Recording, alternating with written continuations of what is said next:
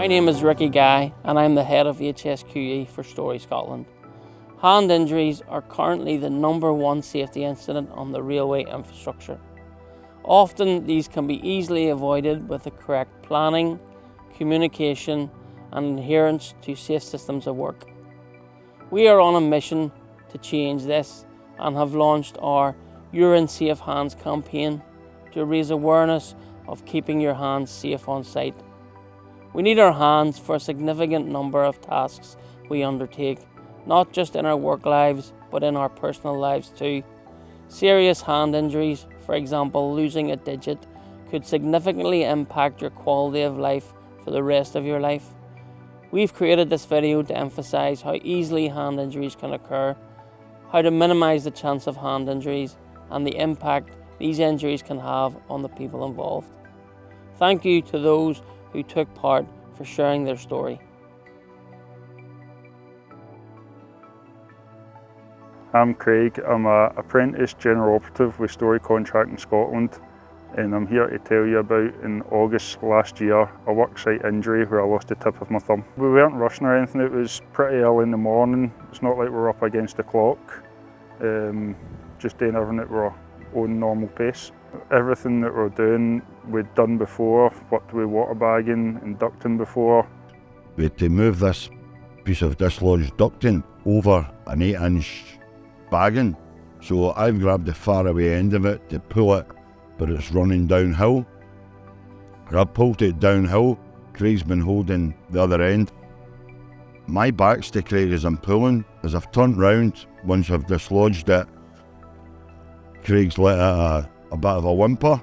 I've asked him what's happened, and he says it's hurt his thumb. I asked him if his thumb was okay. He's took his cut 5 glove off to check his hand, and that's when he's realised a part of his thumb is still within the cut 5 glove. I got a vibrating up my right arm, and I knew something had hit my hand, but I wasn't sure what it was. When I took my glove off to see if I was cut or bleeding, that's when I realised the extent of what happened. Shock kicked in a bit. I've grabbed Craig and I've took him for first aid immediately. Contacted the ambulance service and administered first aid until we could get Craig to the hospital.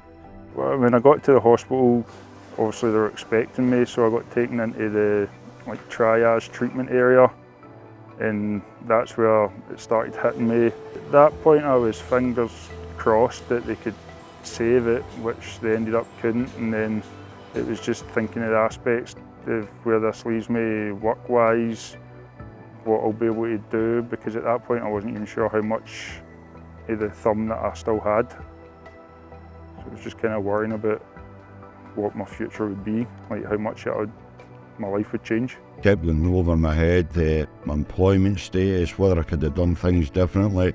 Craig's injury himself, it was a person I'd worked alongside for a while. I was a wee bit down, not used to spending that much time in the house. Like to think I'm pretty independent, and having to ask people to help me open a bottle of juice, pretty much living almost one-handed, because like I said, you don't realise how much you use your thumb for pretty much everything.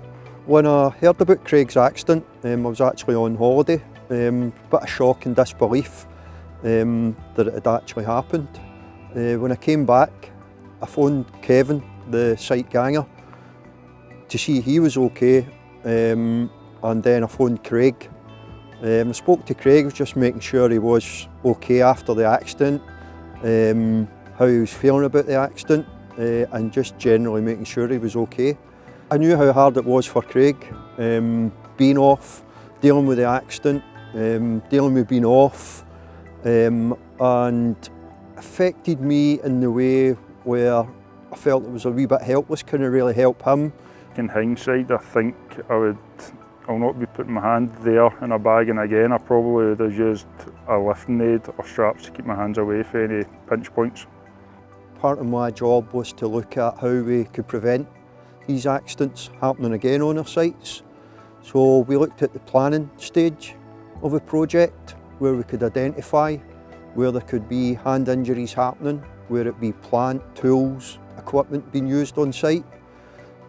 Identify those risks And then once we were on site, identifying what PPE we might need or any equipment we could use to stop the accidents happening.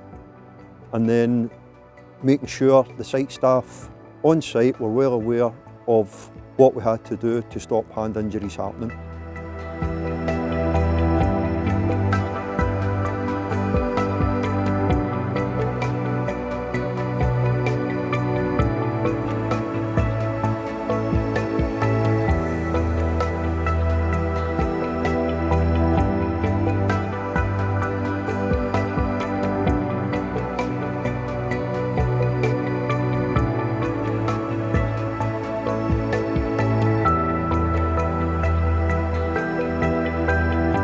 After the accident with Craig, I had time to reflect, and even after deep thought and that, I've still got the enthusiasm to work within the railway industry.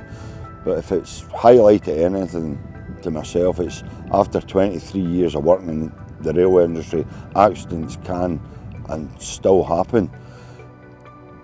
Going forward, I think I'll put a lot more planning into how things are carried out instead of being an autopilot. Very happy to be back at work. At one point I wasn't sure.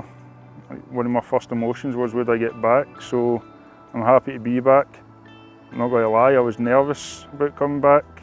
Just back on a site, back doing similar things as to what I was doing when I hurt myself, but I'm glad to be back and want to get my apprenticeship finished.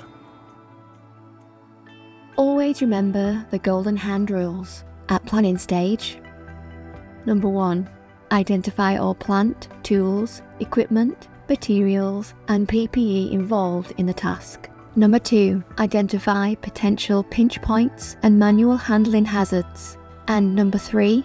Risk assess the task to consider mechanical and manual handling aids and the correct type of gloves to be used.